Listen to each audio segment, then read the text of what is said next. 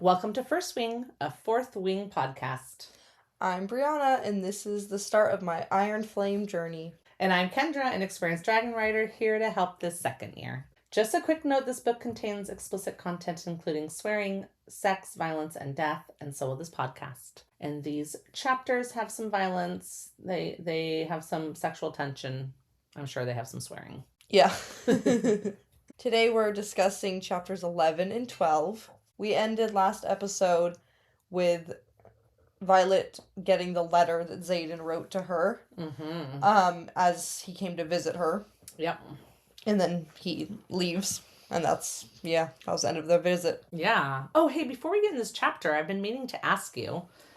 So, what's your thoughts or predictions on why this book is called Iron Flame? I feel like if I was thinking about it at the very beginning of the book, I would think there's like a metal dragon coming somehow. I don't know. But now that I'm into it enough, I think it has to do with that thing that I don't remember the name of that they're talking about a lot that can make these weapons. The luminary. Yeah, because it takes the dragon's fire to be able to heat up the luminary to the point that it can melt this alloy that they can make the weapons with. Okay. So that's, like, it's not iron, but still, like, I don't know, maybe the machine's made out of iron. I don't know what it's made out of. And then the flame, and so it's just about that, I guess.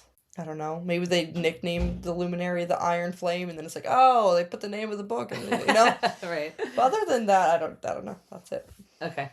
Cool, yeah. All right, so we're chapter 11. Chapter 11, we get this little blurb on the top, which obviously Violet has read because it's her letter from Xaden, which is sad that this is all we get from her letter. And then a couple mentions later, but we don't actually get the full letter. Yeah, I know. It is kind of annoying. When I read this, I was like, oh, okay, I guess we're not going to get the letter. So it says, Garrick has always been my best friend. His father was my father's aide, which in a way makes him my Dane, except trustworthy.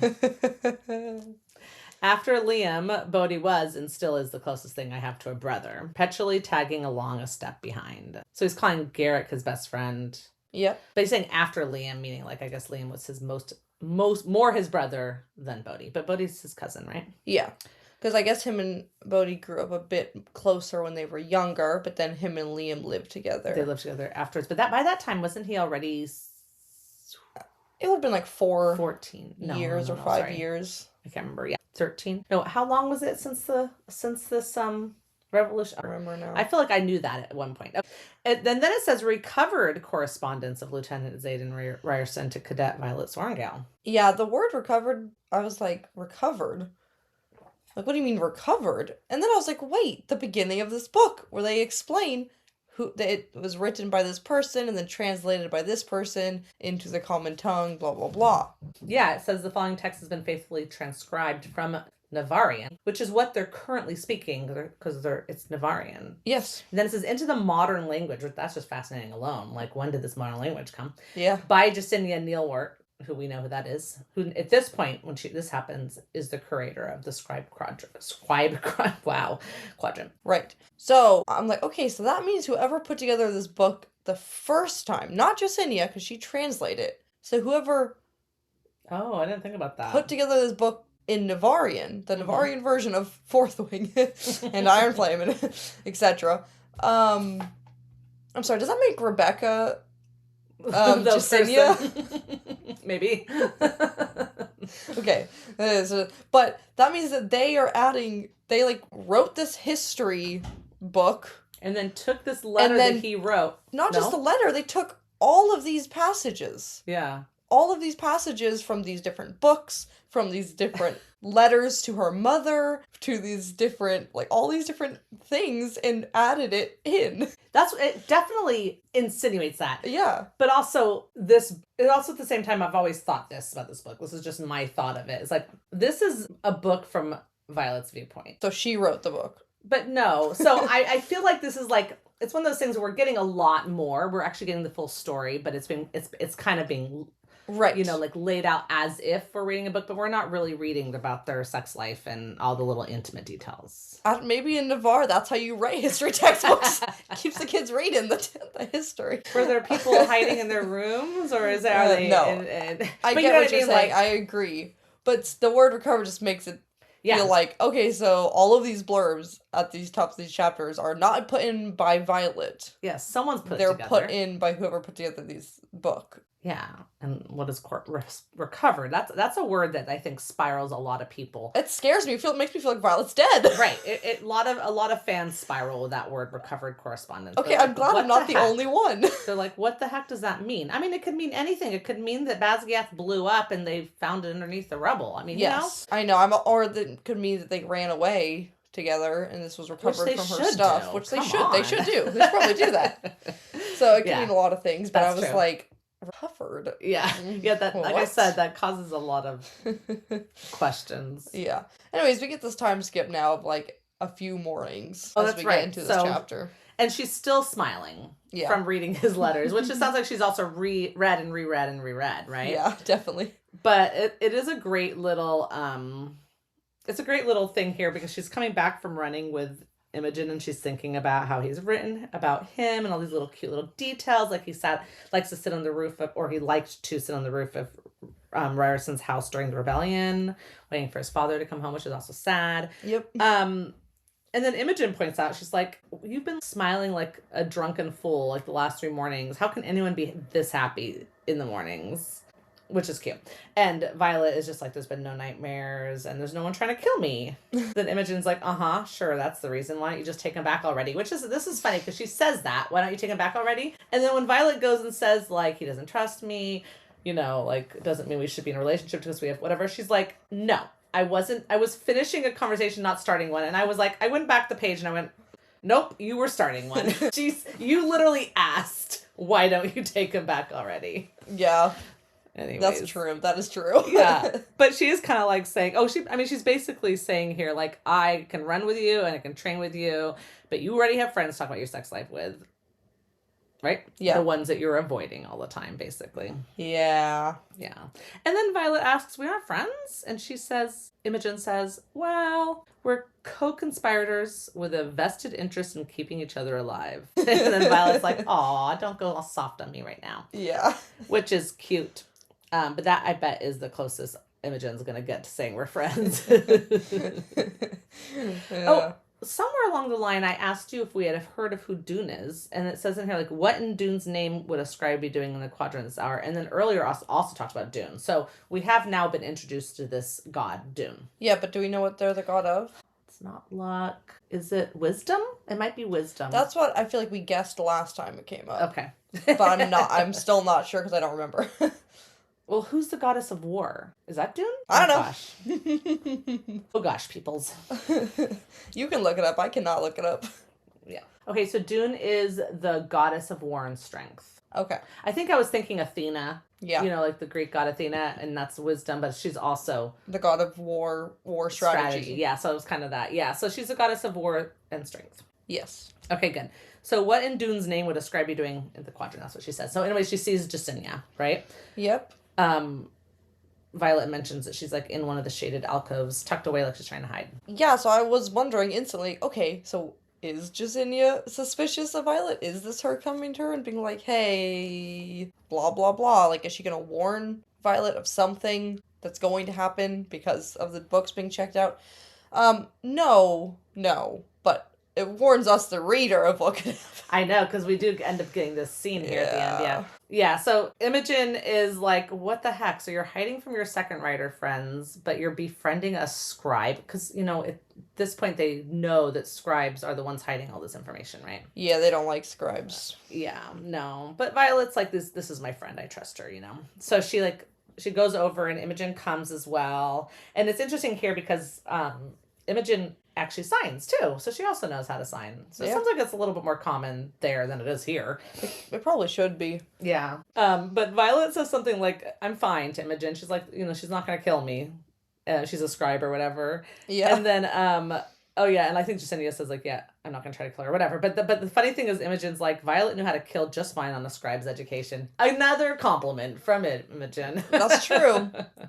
But she also did get like at least 6 months of training or something. She talked about how like everyone else has been training her life and she got like blah blah blah amount. Yeah. Yeah, and she had really good agility and good knife throwing skills. And speed. Speed. Yeah. She just speed, agility, and knife small and weak. Yeah. Okay, good. So Imogen leaves, and Justinia asks, "People are trying to kill you?" And then Violet's answer is Thursday. I know. It's so funny. Anyway, so this is what she wants. She basically, well, first of all, she gives her the copy of a book called The Gift of the First Six that looks to be hundreds of years old, but we know that like 400 years is as old as the textbooks go right now. And the six writers are from, I forget how long ago they said. 1,000? Yeah, I was thinking 1,000. Anyways, but she brings it to her, which was very nice. And Violet's sort of like, well, I could have gotten it from you, but she was like, yeah, I know you've been wanting this, and you don't need to wait until I'm there, right? Right. And then she's like, also, I need some help from you. Yeah, and I was like, does she know something? Is she gonna ask for advice? Like, that doesn't directly tell Violet something, but maybe it's like, what would you do in this situation? Oh. Like, in theory, like maybe she was starting to know something because she worked so closely with Markham. So obviously, as we know from the beginning of this book, Justinia's being trained to be the head of the scribes or whatever. Something Like, up there important. which means she's gonna end up finding out. Right. So that's what I thought here, but nope. She just needs some help with translating from Old Lucerish. Yep. So apparently Violet is good at this. In fact, apparently Violet used to use Old Lucerish to write letters to Dane. That was their secret code language. Yeah. I mean, that's kind of cool. That's a way to learn some old ancient language and write. I want to learn like Gaelic and write back and forth in Gaelic. Or ancient Greek. Ancient Greek would be so fun. Yeah. But she's a little embarrassed about it because she's like, I shouldn't really be asking for help, especially outside of the archives. Yeah. But whatever. Basically, all that really happens here is she starts to like translate for her. She does notice that it says something about an ancient king. She looks at the date, realizes it's only 25 years ago. So we do also get this information that like, oh yeah, it was hand copied from the original, which could mean anything, right? Yeah, which means anything could have been edited. Yep. And that now they're also trying to basically work on translating everything into like the current language, which again can make things edited. Yep. Yeah. So she also says that we've done a whole bunch. You should come see how much we've accomplished. And then Violet says writers aren't allowed past the study table. And then Jasenia's like, I'd make an exception for you. Yeah, and I was like, that could really help Violet with the potential plan of breaking into the archives if she could just be let right in. Right. However, I'm sure she'd still be watched. Like, I don't think Jasenia would be like, oh yeah, let me show you around. Okay, bye. I'm just gonna leave mysteriously for an hour. Right. I mean, maybe if she really got her trust. Yeah, we also find out it's empty on Sundays, or mostly empty. Which could also really help. Could help, yeah. But then we get this thing that happens. Someone screams. Across the courtyard, they see a second year from Third Wing dragged from the academic building between two older writers, but it's followed by Professor Markham. I know, and I was like, oh my gosh, maybe they were already trying to break into the archives. That's what I thought, because I was just thinking about that, and then someone's being dragged away. And I was like, oh my gosh, was someone else attempting it? No, but we... Still something else. But first, did you see the mention about Amari, that goddess? Yeah, I was confused. I was like, wait, Amari? Liam Amari? Nope, it's Liam Mari. Yeah. Who's Amari? I was so confused. We haven't actually found out who that is yet, so maybe I'll just let you. Yeah, wait we haven't. That. I was just like, what? Hasn't been mentioned yet. But so this is the first time this goddess's name has popped up. Yeah. So interesting. Okay, cool.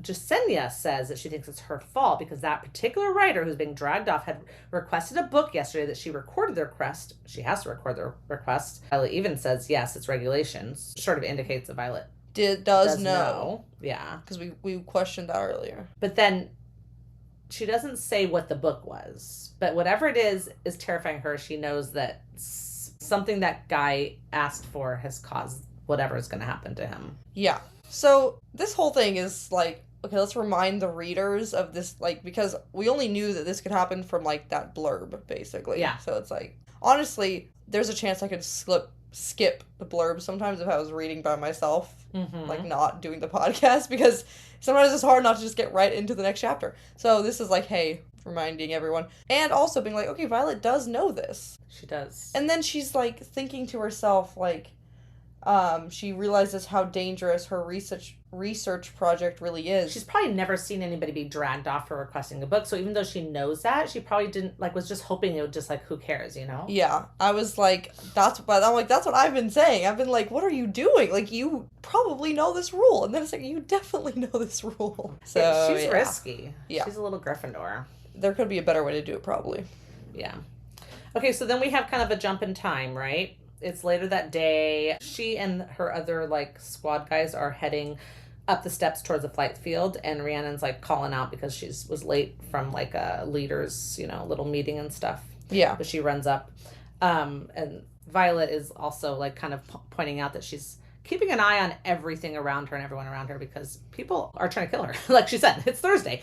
Anyway, so that's happening. And then Sawyer is talking about their RSC homework, which, what is it? Writers? Gosh. I forgot the name again. They explained it. Something about survival. Yeah? Yeah. Sounds right. Writer survival course. Anyways, he's like having a hard time with the map, and Violet's trying to help him and stuff like that. And then Riddick is also, we get some idea here that Riddick's really good with land navigation, apparently. Yeah, and they're like making fun of him for being good at it. They're like, oh, that's some infantry stuff. Like... Yeah, obviously because infantry is like on the ground. They're not riding, you know, so they're gonna know all that shit, you know? Yeah. It was just so funny because it's like, okay, way to make fun of him for being good at something. I know. But Rhiannon has mail, and she's handing out everybody mail, and when Violet gets hers, she, of course, hopes it's Xaden, but it's not. It is Mira. Rhiannon picks up that Violet's a little disappointed here and is like, kind of like, oh, the wrong lieutenant, right? You know? Yeah, that was funny. She's like, I'm not disappointed. You are.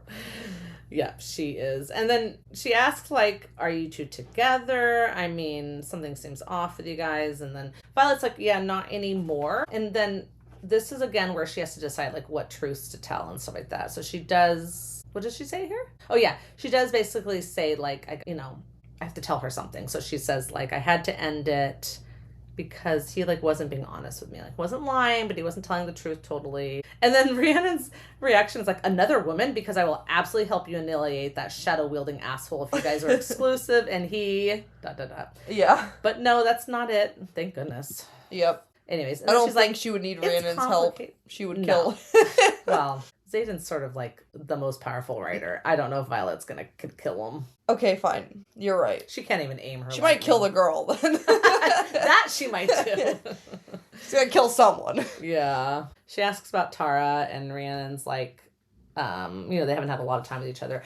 They're obviously not exclusive, because then in a little bit she's like, we can go off to Shantara this weekend and hook up with infantry cadets. But I'm like, did she not? Rhiannon, is she forgetting that Violet's gonna be gone this weekend? Well, because everyone, shouldn't she know? Shouldn't Rhiannon know as her squad leader? She should. But she might be just forgetting because everybody's doing it. It's just one of those things you just, listen, you tell me your plans, and then the next day I'm like, hey, what are you doing Saturday? And you're like, Mom, I told you 5 times. It happens. I know, I was like, wait a minute. Because I was thinking, like, oh, I wonder if they will go to... No, they won't. She's going to Samara. She's going to Samara. Anyways, Violet twice used this term, it's complicated, and Rhiannon's a little bit kind of like frustrated, but that's fine. She asks about Mira's letter, and then Violet mentions that she got reassigned to Athabine, which is... I know. That by itself should have... I don't know. Like, the next line is like, she just keeps on reading the letter. Yeah. So she says the food is only a step above. She doesn't stop about Athabine. Yeah, I was like, I feel like that should have already raised like I'm worried about her. Second. Didn't he threaten Mira before he left? Right. And now she's moved to Athabine? I don't know. I don't know. I never thought about a place that that was before. just attacked. Yeah. Like, I feel like this, for multiple reasons, she should have been like, why is she at Athabine? Like, is this blah, blah, blah, all of her overthinking? That's probably true.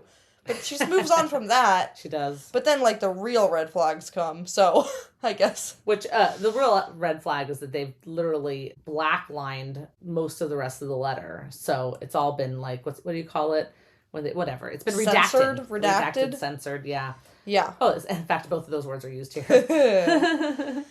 Yeah. So someone's gone through her mail and taken away things, but maybe, is Mira dumb enough to put confidential information? That's what's so confusing about this. Is like, what did Mira say that Mira thought was totally normal information she was saying to Violet, that then someone was like, no. Wow. Like, that's crazy. I wonder if something happened to Athabine. Something about the attack with the Griffin and Riders. She said something about it. It could just be like, oh, that's above Violet's pay grade type thing. It couldn't have to do with Venom specifically, because we know there was a recent Griffin attack. Maybe it was just about what the Griffin Riders were after, what their behavior was like, something about it. Rhiannon's surprised that someone even read the letter, that it was unsealed. So this is not normal. They're aren't reading Violet's letter specifically because they think she's getting correspondence from Xaden. So they're just reading all her letters. And then they redacted something.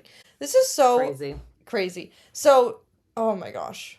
Yeah, she does think, like, when it's like, who would do that? She thinks Melgren, Varrish, Markham, anyone on Athos's orders, my mother. The options are endless. Yeah, it's true. But then it says at the end, she signs off with saying, hoping to fly over to Samara during one of my upcoming trips. Ira says that in her letter. Yeah, because Samara's a lot closer, maybe? Wait, hold on. What do you... I don't know. What... She must know about the weekend exchange. I guess. So if you look, Samara and Athabine are going to be a lot closer to go over to Samara than it is to Basquiat. I guess, but I don't know. I was like, maybe just to see Violet. I guess. Yeah, I guess so. I don't know. It also because we didn't really get the rest of the letter. Unless it didn't really make sense. I think that's an innocent statement, just saying that. I hope to see you. Like, maybe I'll be there sometime when you're there. Anyways, they get in the flight field, and there's a bunch of dragons out there, right? Because that's what they are. And Terrence, of course, big and imposing. Yeah. Then we get this conversation where Riddick's like, hey, has Tarn said anything about a black dragon in the Vale? And then Violet's like, what? Because she's like worried a little bit because the black dragon that, was, what's her name? Andarna. And then she's like, Tarn. And Tarn's like, only a few dragons saw her before she entered the caves for the dreamless sleep. You try keeping her hidden and see how it goes for you. Yeah, I'm like, what is your guys' plan then? For her to never come out of the Vale again? Like, I'm sorry. Like, this makes it even more confusing. Well, also, every Feathertail goes through dreamless sleep and wakes up and is a different color. Yeah, but they never saw them before because they don't see Feathertails. No, I know that. But I'm just saying, in general, is it, like, surprising to be like, oh my god, there's another black one, or oh my gosh, there's another red one? Like, that acting like that's surprising is also weird, because isn't that how they keep popping up? Yes, a great point. Except for the only thing I remember is that just the idea was there hasn't been many black ones in a while. It wasn't new black ones in a while. So maybe that was just like, hey, that's kind of cool. Yeah, but the reaction should have just been like, oh, look, there's a new black one. It should have been just like that. Yeah, it is a little weird. But, you try keeping her hidden and see how it goes for you. What is their plan? They're still bonded. How are they gonna never, and no one's ever gonna see Andarna again? Like, this is what's making me feel like we're gonna get to, like, okay, we're done with Basquiat, we're off doing our own thing, fighting this war, like, pretty soon, because I'm like, what is their plan? Like, they seem to have zero plan, so then there must not be a plan because they're gonna just go do something else. I never really noticed how bad this no plan was until you pointed out over and over again. I'm like, I mean, it's right, like, you'll see as we go. It seems like they don't have a plan. They're just going to let things... Just winging it. Yeah. Just winging it. Exactly. Oh, she didn't come. Oh, okay. God. Yeah, I know. And we're going to have another We have that thing coming up. Here. Yeah. It's like, okay, what the... Exactly. Oh. Okay, yeah. So they're all standing next to dragons, and then Varrish comes over because, he wants to cause some trouble. So he comes over and points out her bruises around her neck. Right. Okay. I like her answer. Thank you. It was expensive. Cost someone their life. Yeah. And then he goes and totally, like, just rude. Like, he says, I recall hearing you were nearly done in by a first year. Emphasis on the first year. Good to see that the embarrassment didn't finish the job he started. But I guess you're probably used to barely squeaking by alive, seeing how frail you're rumored to be. Like, wow, shots fired, like, right out the bat. He's just, like, I feel like we might maybe just don't get him for very long in this book, because it's just, like, let's see how quickly we can hate him. Yeah, exactly. Like, in the shortest amount of time. So fast. It takes nothing. And she literally says, I officially loathe this man. Yeah.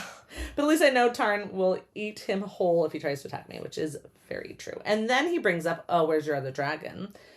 And, she mentions that, like, doesn't she mention she that, goes, like, I don't really fly on her. She can't do this. Yeah, she can't do these flight maneuvers, so what's the point of having her come here? Yeah, and he's just like, I don't care, you have to bring her anyways. Yeah. It's just, like, ridiculous. Yeah. Yeah, he's got a power problem. Very much so. Taryn, And he's picked out Violet because of Ados to be a bully too. yeah, It doesn't help that their dragons also hate each other. Yeah, that doesn't help either. So, Taryn's trying to get her to remind Varrish that he threatened to digest him alive, but she's like, I don't really think that's going to go well for me. Yeah. And then Andarna talks up again. It's like, go back to sleep. Yep. You're supposed to be getting through this whole sleep thing. Jeez. Yep. Anyways, yeah. So Varrish says, well, see to it that she flies you next week and you can consider that an order. And then she says dragons don't take orders from humans. And he's like, of course not. But you do, don't you? Which is like the problem here, right? Yeah. Yeah. Very much so. Oh, yeah. And then he brings up like, did we already know this? Because I can't remember, because like I said, I've read this book so many times. Do we already know that her father was writing a book on Feathertails? Yeah, because it was mentioned before. Yeah, and she said something like, I don't know where it is now. And it was like a half-truth. A half-truth. Okay, good. So that did happen. Okay. Yeah. Because she's like, I could probably guess where it is, but technically I don't know. Yeah, I stopped reading ahead, like doing any more rereads, because now that we've gotten as far as we've gotten, I sometimes forget what you know and what you don't know, and it's irritating. Yep. So yeah, so he's just saying it's a coincidence, which it is ironic or a coincidence or whatever way you want to look at it, that her father was writing a book about Feathertails and then she gets bonded to one. You know, that is interesting. Yeah. And then she herself actually feels a little like, almost like sick or nervous or anxious about this. And she like asks, is it? Yeah. Like, is it a coincidence? But Taryn says he doesn't know anything about it. But Andarna doesn't say anything. Now, did she go back to sleep? I mean, they literally just told her to go back to sleep. So yeah, it's hard to say, or is she not answering? But it just is like, how would that even... I just don't understand what he's even accusing her of here. I don't think he understands, because they don't know what the research is. Yeah, and then it's like, and then what is she even worried about? It's like that her father asked Andarna to bond her, like you know what I mean?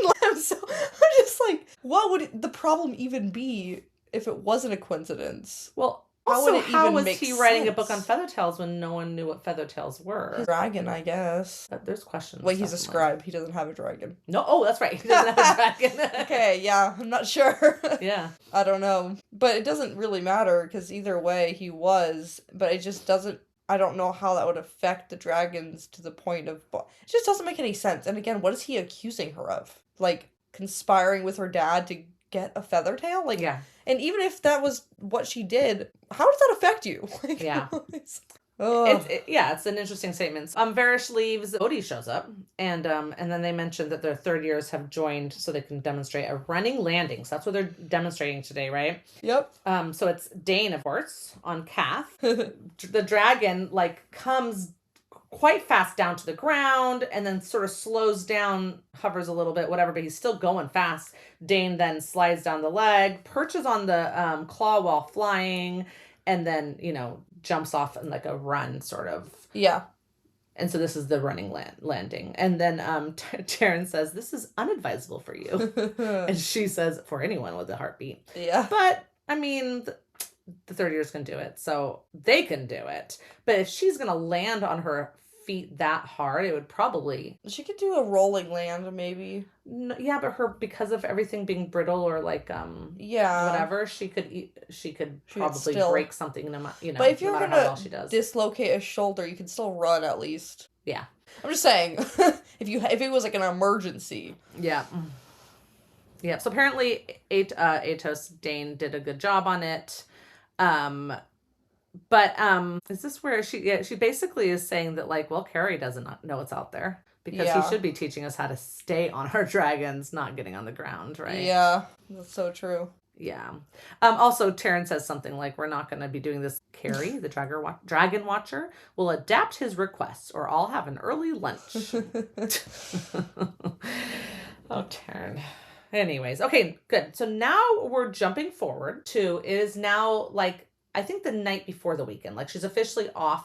Let's say it's Friday night or whatever. It is Friday night. That's what I'm getting. Yeah, okay, good. Yeah. And she's walking with Bodhi to the flight field to take off. And he's giving her a message about the shipment and whatever. And she makes a comment about, I'm starting to feel a lot like a letter. And she's not allowed to ask any questions. Yeah, and he's like, yeah, well... You kind of are, because we can't put anything in writing. Yeah, you're the best way of doing this, Oh, and then there's this note about, her training for shielding, which I keep, saying, when is she ever getting trained for this? And she didn't get trained last weekend because she had almost been strangled to death. So, there was a distraction. I don't, like, do they ever have time to teach her train? She's obviously practicing herself, but still. And Taryn maybe is helping her, at least reminding her when it's down. Yeah, he is, definitely. Oh, and then we get this great little nugget here where he's like, because she's mentioning that, like, yeah, of course, if I die, he dies, and that would be inconvenient for Xaden. But then Bodhi says, it's not like that for him. I've never seen him care like this, and that includes Catriona. Yeah, and at the same time, she's, like, trying to interrupt him. Yeah. Which she's happy. I think she's kind of happy at the end. She didn't. She's like, what? Who the hell is Catriona? And then he's like, crap. What are the chances you'll forget I said that between here and Samara? Which I think maybe he was assuming Xaden's already told her. Why else would he say that? Or is he causing trouble? Not on purpose. It could have just been an accident. Yeah. You spit something like that out as an accident. I'm thinking maybe he's... Men are dumb. I don't know. But also, like, I get that, like, she's feeling some type of way about this. But it's like... She's had boyfriends. He's not a virgin. Like, you're aware of that. He was awfully skilled for his first time otherwise. Yeah. And apparently physic bending, but that's fine. Physic bending. That's what he learned from Catriona. How to bend physics. Okay. But yeah, it was I'm just like I get maybe sometimes putting like a name or thinking about it more than just like, okay, yeah, I know there's probably been a past is hard, but I'm just like, it doesn't have to be a big deal. It doesn't have to, but he's also saying, and that includes, like, as if she maybe was very special to him. Like, the way he said that could make it stick out a little more than, like, one of these random flings he's probably had throughout the... Yeah, that's true. Yeah. It does make it sound more serious. Right, yeah.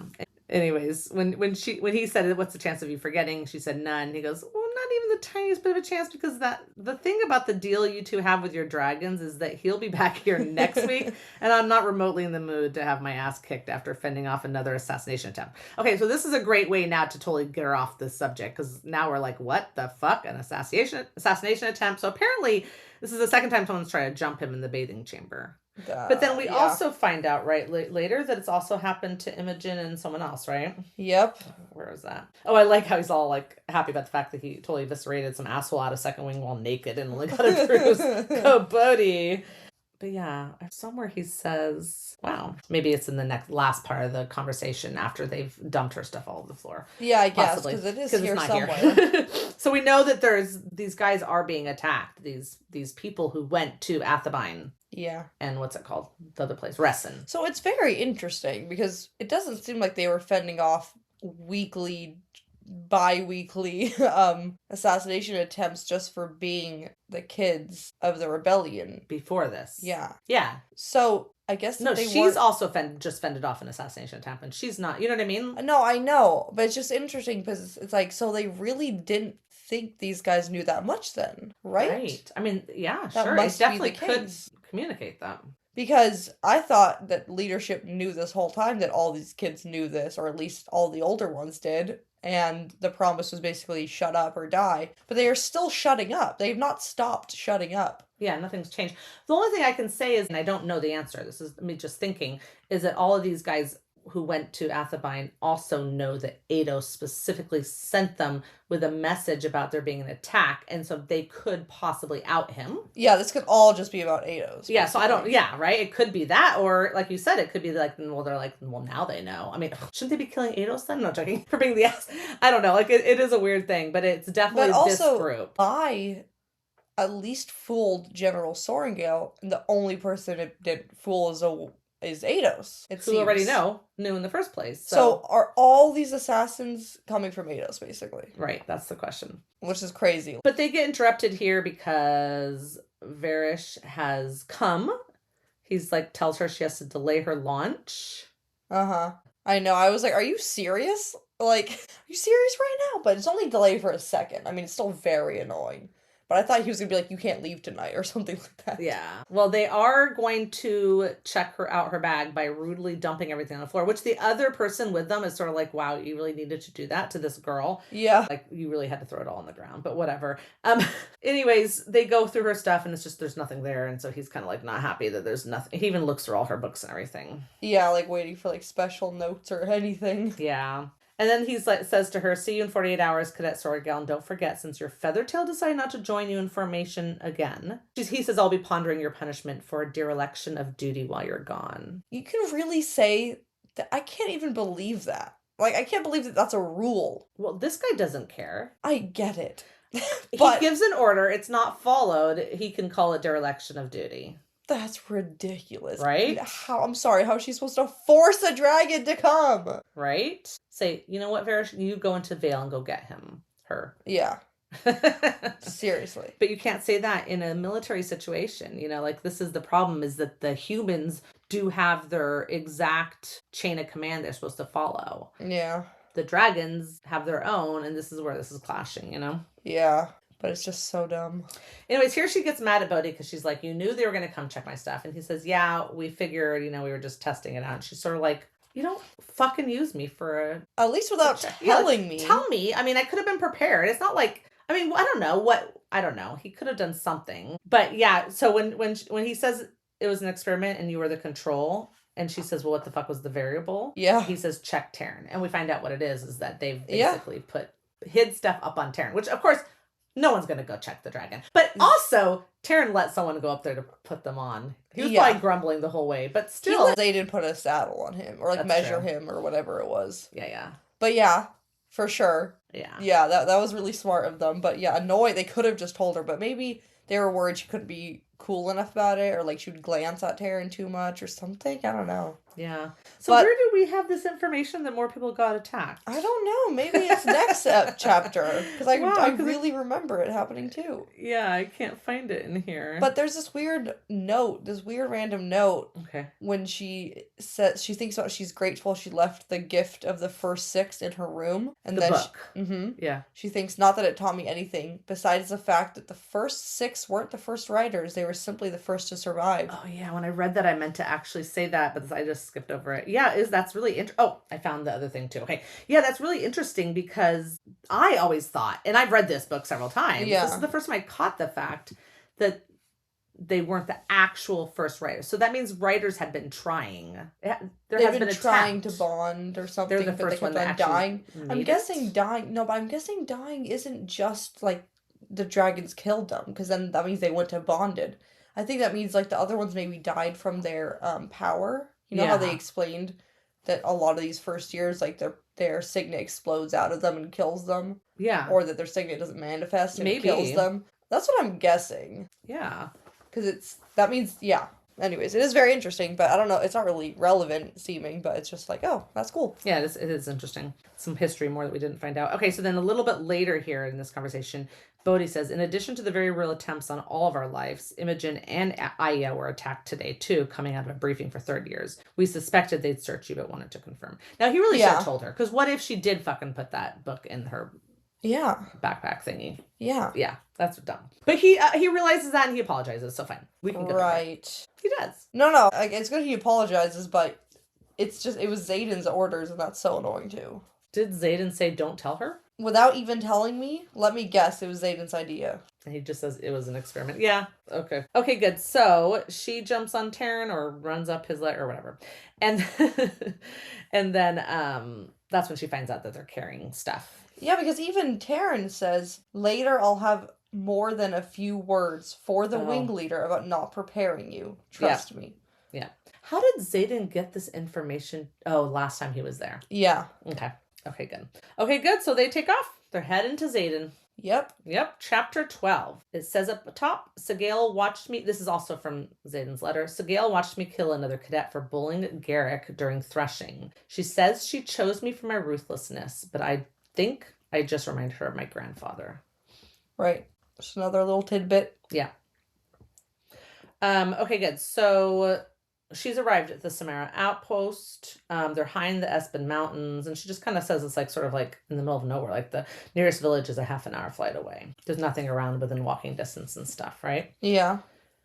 She heads for the entrance, and Terran actually stays like with her the whole time because he's protective, even though like Sigale's right there and he should be just like itching to take off for her. He's gonna wait until Violet gets in the walls. Yeah. She also mentions that like there's like an infantryman sitting in a cage above, and I think he's alive. I think it's like just a punishment. I don't think it's like a dead body, but I couldn't tell. Yeah, but she's like, okay then. Anyways, also she mentions the feeling of the wards as she's like walking through it or something. Yep. And then she said, oh, that's right, because when they went to Montserrat, she also felt it. But she says she didn't feel it like this. Taryn says they're stronger her since her signet has manifested, she's going to be more sensitive to him. He also mentions that there is a drift of griffins just not far away. And she's asking, is it a friendly drift? And he's like, define friendly. So no. Yeah. Well, yeah, but like, is there ever a friendly drift to an outpost like this? No. No, yeah. So it could be friendly maybe to their cause or not,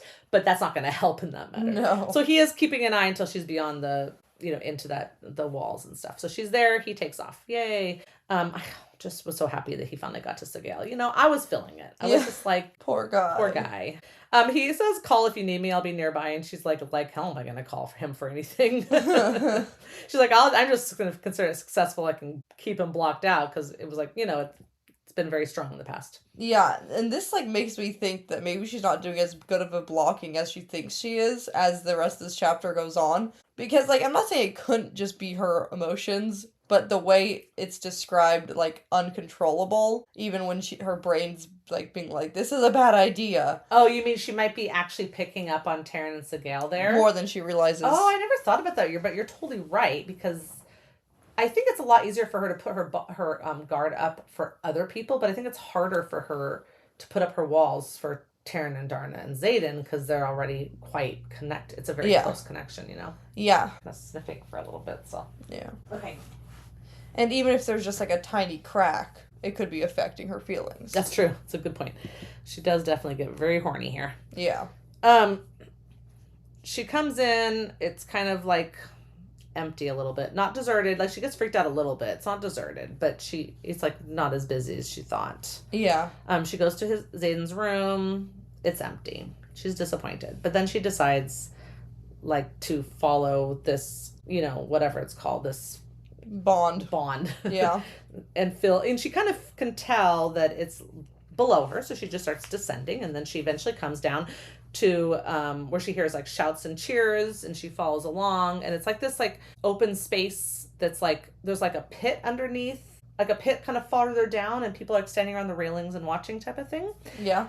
And it's Xaden, and he's shirtless. The first thing she notices. Yeah, not that he's in a fighting ring. So he is in a fighting ring. There are bets being, like passed or whatever. And he's fighting another rider. And she notices that Xaden's holding back. She notices he's like playing with his food, Yeah, definitely. But she starts to ask like what they're doing. And the woman next to her says, well, there's only one pass for lieutenants this weekend. Jarrett has it and Ryerson wants it. And she's like, they're fighting for it? Yeah. But also, like, that's crazy. Like, he's supposed to be getting... Oh, no, he's not supposed to be getting any time off. But if he had to go off with his dragon during this time because he was, like, officially on the post, right? Yeah. He would, what would she have done? She would have had to leave Taryn. So what's the point of Taryn coming there? It would have totally messed things up if he didn't get a day off. I mean, like, leadership doesn't care. It would have been, I guess Violet could just be like, fine, I'm coming with you. Sure, they're going to fornicate in the air. The dragons? That's all they want to do. No, just joking. Yeah, but also, can't they, like, die for being away from each other? Right, so it's kind of weird. I don't know, maybe they could have given him a job at the... I don't know, I feel like... Whatever. I feel no like one seems to care about No one seems to care. They care enough to give them the thing that they get every fortnight weekend off. But yeah. Anyways, yeah. But Xaden has to get it actually off because he has to fly down to Basgiath every other week. That's so true. Maybe, but this is his weekend. He's not supposed to be off. Yeah. So that's why they're not going to give him this one off too, I guess. Oh, no, that makes sense. Only one pass out of all the lieutenants for the weekend? How many lieutenants are there? That's I don't weird. know. Yeah, okay, fine. Doesn't matter. It's just, I mean, it's happening. Just for plot, basically. It's fine. It's really just so we can watch Xaden totally annihilate this guy and do it all as if, there's nothing to it. Yeah. And be hot and sweaty and shirtless so she can lust over him. Okay, yeah, apparently she really likes him being violent, which is funny because I think he likes her being violent too. Oh, yeah. That's how it goes in the Writer's Quadrant, man. That's it, yeah. Oh, my gosh. So she even says to this other woman, like, Xaden's just playing with him. Yeah. And then when the woman looks at her, she's like, oh, you're her, aren't you? And she's like, who? Then it says Lieutenant Sorrengail's sister. Yeah. Which is better than saying General Sorrengail's daughter. Or someone connected to Xaden, I guess. And she's kind of like surprised by that. And the lady says she has a hell of a right hook and nods towards her scar.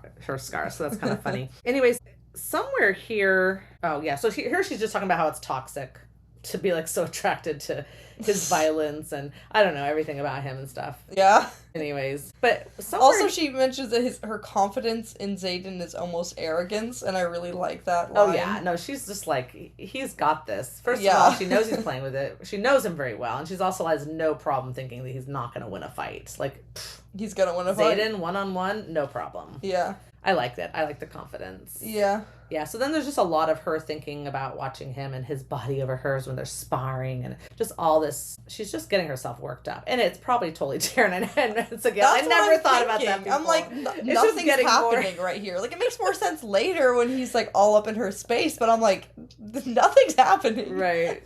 She says, I'm so damn in love with him that it hurts. And for the moment, I can't remember why I'm denying myself. Yeah.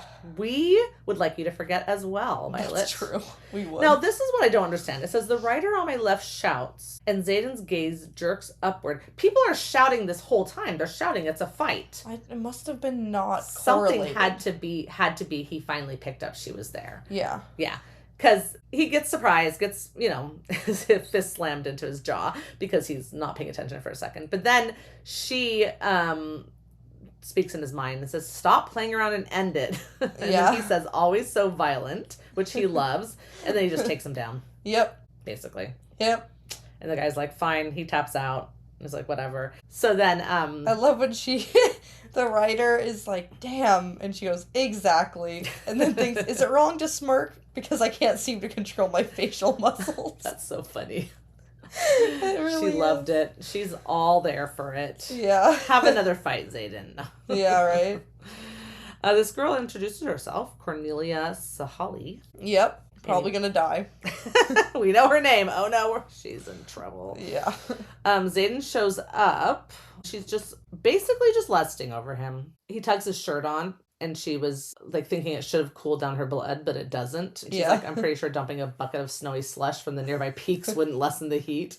She's like, I'm so screwed. And she wants him. And then Lieutenant Sahali says good job to him and says, I'll tell the major to take you off the patrol roster for 48 hours. See, that's what I was thinking. The patrol roster. Oh, so if you're on patrol, you're on your dragon. Yeah. So it won't work. That's why he had to get that pass. Yeah. But he says he's only interested in 24 hours. So he's like literally he's being nice. Like, I just need the 24. He can have the other 24, which is kind of nice of him. Very nice of him, I'd say. Yeah. So everybody's left somehow. They've all just totally left this whole room. And he's alone with Violet, which is great. We'll take it. Anyways, he's surprised she got there fast. Taryn flies fast. But she just can't stop thinking about him. And he's just like, tell me what's spinning around that beautiful head of yours. And he's getting really close. Yeah. All this communication doesn't even matter anymore. Well, he says again, like... We just want to get to the making out. He says, I'm going to need the words, and she's still thinking that the words... I want you. Yeah, but we soon see that that's not true. Yeah. Which we already get. We were, like, the last time he said this, and she was like, I'm not going to tell him I want him. We're like, I don't think that's what he wants either. That's right, we did say that, and we get it here. Yeah, but he says I'm about 3 seconds away from carrying you to the bedroom, and she's like, yeah, no, that's too tempting. Yeah. But he's like, well, we don't need a bed. And then she goes, hypothetically, if I wanted you to kiss me, but only kiss me, but then she doesn't. That's just it. He kisses her. I mean, I understand. Thank goodness. Remembering like Xaden point of view chapter, the 1, the 2, the 3, whatever, the ones I read, I feel like I can imagine him being like literally like just about to lose his mind, and then she's like giving him like even an tiny inch. Little door. He was like, I cannot not kiss you now. It was not hypothetical anymore. No. And she's all for it, man. Yeah, I mean, no, she's definitely not hypothetical. Yeah, no. He's now, I would like to point out that he did lift her thighs up so that they're level. Yeah. Now we remember that. So, yeah, now we remember physics here. And yeah, this is just a lot of tongue. Yeah. And learning her mouth and they all get the to fun talk stuff. in each other's minds, which is really I wonder helpful if I could when you think don't want to stop enough, kissing. Like through all that lust and everything, can you think enough to have a conversation in your head? Depends how often, like how often you easy do this. it is to have a conversation in That's your true. head, I guess, you know? It's like really hard to say. Yeah, it's interesting how she says like a moth to a damned flame, thinking that he's the flame and she's the moth. And he says, I'm more than willing to let you burn me, which is the other way. So they're both considering each other the moth and each other the flame, which makes sense. But it's kind of cute, you know what I mean? It is kind of cute. Yeah. But he's the one who ends up stopping it. She's like, kind of like, well, let's just do this here. I mean, yeah. everyone's gone. We don't need a bed. And he's like, we should stop. And she's like, what if I don't want to? And he says, well, we have to because like it was supposed to be only a kiss. Yeah. And then she says, don't stop. Right. And which, good for him for his control. I know. He's doing exactly what she did to him last year. Oh my gosh. That's crazy. It really is exactly the same. Yeah. He goes to describe in details what he would like to do to her, which I'm sure just made it worse. However, he does say that like basically he doesn't want to be good together physically. He wants to be good together also, not physically. Yeah. And she's like, yeah. She shakes her head. She's like, yeah, it's not really going to happen. And he says, I want you more than my next breath, but I can't fuck you into looking at me like you used to. I refuse to use sex as a tool to get you back, not when I want to be here. And then he like presses his hand to her chest. Wait, no, presses her hand to her chest. To her chest. Okay, good, got it. Okay. And then he's like, you still don't trust me, and that's all right. I told you I'm not in this for a battle. I'm winning the damn war. Yeah. I love that. Yeah. Those words. I'm a fucking fool for saying this, but when haven't I been a fool when it comes to you? And he says, basically, I'll kiss you whenever you want, And this is my like favorite line. Read it. I'll kiss you whenever you want. And then she goes, whenever I want. Yes, whenever you want, because I'll live with my mouth attached to yours if I do it whenever I want. Really funny. It's hard to eat like that, but okay. Yeah. But it's a good line. Yeah. And he's like, don't offer me your body unless you're offering me everything. And then he says again, I want those 3 little words back. And that's when she realizes. Yeah.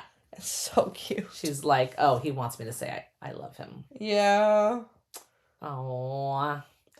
But he's so like kind of cheerful about it here. You know what I mean? Yeah. He's like, last year I would have used any method to win you back, right? But the one that you were unconscious those 3 days and I just sat there watching you sleep, I thought of everything I could have done differently. This is me doing things differently. Yeah. He's trying to show her that she means more to him than just a great lay, Yeah. Yeah. So cute. It is really cute. And he's like, you're going to eventually trust me. And she's sort of like, yeah, when you stop keeping secrets. And he's like, you need to trust me even with secrets for this to work. Yeah. Yes, Xaden. Yes, Violet. It is fair as long as the secrets aren't about your relationship. Yeah, yes, exactly. As long as the secrets aren't in any way a violation of agreements between you guys in a relationship or whatever. You know what I mean? But yeah. And if he can be honest about the secrets, like she could be like, well, what about this? And he can say, I can't really tell you that, but one day I'll be able to. Yeah. That's like keeping secrets while being honest. Yeah. Like that's okay. Yeah. We find out here that he's got a private bathing chamber because no one wanted to share with him. Which he's like, don't look so sad. Garrick has to share with 4 other writers. So it's not because of the rebellion relic. It's because of his father, which again, we kind of heard that before. A little bit hard for him. Yeah. She does explain to him what happened and about like when she went to the flight field and he's asked if they searched Taryn, which is a dumb question. Of course they didn't. Yeah. He did tell her to keep an eye out when it's time to leave. That's like the only warning he gave her. It was like, when you come to see me, like keep an eye out for like what they're going to do. Or he said something like this to her when he visited last. True. So he did know something was going to happen, but he couldn't have just said it then. Man, full Dumbledore or something. Yeah, like in this specific case, I can see why she's so annoyed at him because this was dumb for him to keep from her. Yeah. Yeah, so she says, they know you've been smuggling something out. And he's like, yeah, they suspect. And then she's like, when we were at the lake before Resson, you said the only thing that can kill a venom is what powers the wards. Right. And then she says, the daggers are made of the material that powers the wards. And she says, I guess. So this is obviously the first time they're having this conversation. So those daggers that we saw, they have that material this alloy. Yes. Right? So then he tosses her one of them so she can look at it and she can feel the power in it and everything. Yeah. She explains it's silver. The hilt is the same matte black of like the other one she had. It looks like the one her mom had, whatever. Yeah, she says it's decorated with a rune. And then she's like, that piece is he says that piece is the alloy, the metal in the hilt. It's a specific blend of materials smelted into what you see there. It's not power in itself, but it's capable of holding power. The wards themselves originate from the Vale near Basgiath, but they only reach so far. This alloy, holds extra power to boost the wards and extend them. The more material, the stronger the wards. There's an entire armory of them downstairs boosting the wards. So there's an armory of daggers, not just this material, but already made into daggers. Yeah. Do you know that this being my third time reading this book was the first time I realized that they weren't making the daggers. Like I thought they were taking this alloy and making the daggers. Somehow I totally missed this. So leadership is already having these daggers made and stored at these outposts because of the fact that Venin are real and they're coming for you eventually. I guess so. It says Melgren had a vision of an upcoming battle, or he's guessing that. Yeah. But whatever. Yeah, so they've got an armory full of them. The details are classified, but that's why outposts are placed strategically. Obviously, for like to keep that the wards out exactly perfectly, in that whatever line they can do, right? Yeah. And she does ask how the wards ever falter, and he says it's because they only hold so much power. Once it's used, it has to be imbued again. So I guess they have to take the daggers back and re-imbue them. Yeah. I don't know how that's done. This part kind of didn't make sense. Yeah, it doesn't make so she's like, hold on, imbued with power. And he says, yes, imbuing is a process of leaving power in stasis in an object. So you're like leaving it there to then be used later, right? Yeah, but eventually they falter and you have to go re-imbue them. Mm-hmm. Which is like, it makes sense. It's like a battery, it can hold charge even without being used, but only for so long. And eventually it'll just run out, I guess. Yeah, and I guess not every writer can actually put power into them, so they just have certain writers. That line, I'm still thinking of like what we know so far in this book. I'm like, maybe Nolan is one of the writers who can do that. And Nolan the Mender? Yeah. Oh, okay. That's what he's been doing. That's why he's been so like busy and crazy, is because first of all, a lot of these weapons are going missing. Yep. Because they're taking them. So they're probably really why the wards are faltering. Hello. Yeah. Doesn't help. So maybe they're having to make a bunch more or re-imbue a bunch because these attacks are getting more frequent. I don't know. I'm just trying to figure out what Nolan's doing because it seems like there might be a prisoner thing. Either that was like hey, we're basically telling the readers what it is, but we'll hear more about it later. Or that was just like it's definitely not this. So if it's definitely not, there's a prisoner that they're torturing, then what is it? What is he doing? Yeah. So I was like, I don't know, maybe Nolan's one of the few who can do this. Yeah. I mean, it doesn't seem to matter what your signet is, whether that doesn't seem to make a difference whether you can or can't do this. Right. Yeah. Well, then we find out a little bit more. She says, Arisha needs a forge to smelt the alloy to make more weapons. And the definition of smelt is to extract metal from its ore by a process like heating and melting, right? Yeah. So they're somehow extracting the alloy. That's what the forge is for, right? Then it says it takes a dragon to fire a crucible. And I was like, okay, what's a crucible? It's like the metal container that you put other metals inside that you can melt them in. Yeah. So it's saying that they need dragon fire. We can do this just with a forge. Why do they need a dragon to? Maybe because of the type of alloy needs that hot. Yeah. But then even that is not hot enough. Or it needs the magic of a dragon fire. Oh, maybe it specifically needs dragon. I mean, this is a magic. I guess magic could be the answer to anything, but because there's obviously magic in this whole thing does have magic in it. So yeah. But yeah, it's because then she says the luminary so it sounds like the dragon is fire is getting intensified by the luminary to make it hot enough to fire this crucible to smelt the alloy. And this is why I think it's called Iron Flame. this something right in all this, right? Yeah. Yeah, it's just so much. Anyways, so they need the luminary is what they need because they obviously have dragons, so. Yeah. Okay, good. She does ask, like, you just put alloy in the dagger and get an instant venom killer. He says it's a little bit more complicated than that. But he doesn't explain what it is. Classic. He says it's classified. Whatever. Then he's like, let's work on your shields. Which I'm like, yeah. You should work on your shields. He says, I'm tired. And she says, I'm tired. And he's like, well, yeah, Ados won't care. So they work on it. Yeah. And I'm guessing we're going to time skip like another week at the beginning of next chapter. We obviously just like...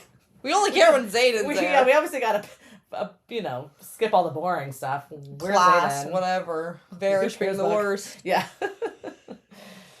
Okay, yeah, well, that finishes... Those seem like they were kind of small, kind of short. Were they?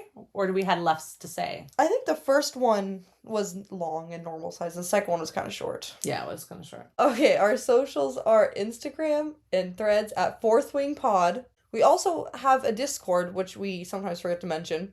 But we do have a Discord. It's, the link for the Discord is always in our description now, starting these in Iron Flame. Mm-hmm. And yeah, so come join us there too. You can also rate and review our podcast on Spotify and Apple Podcasts. And we read your reviews on the podcast. Yeah. We've done it the last few-ish. You should totally leave your review and we'll read it. You can also ask us a question in the review, and we'd answer it. I mean, 100%. And if you're on Spotify where you can't, leave a review, quote unquote, you can always comment your review. There's comments in Spotify, so that's easy. Rate us on Spotify, and then do a comment. Leave a comment. Exactly. Okay, cool. So next episode, we are going to cover chapter 13 and 14. Join us next time, Riders. Bye. Bye.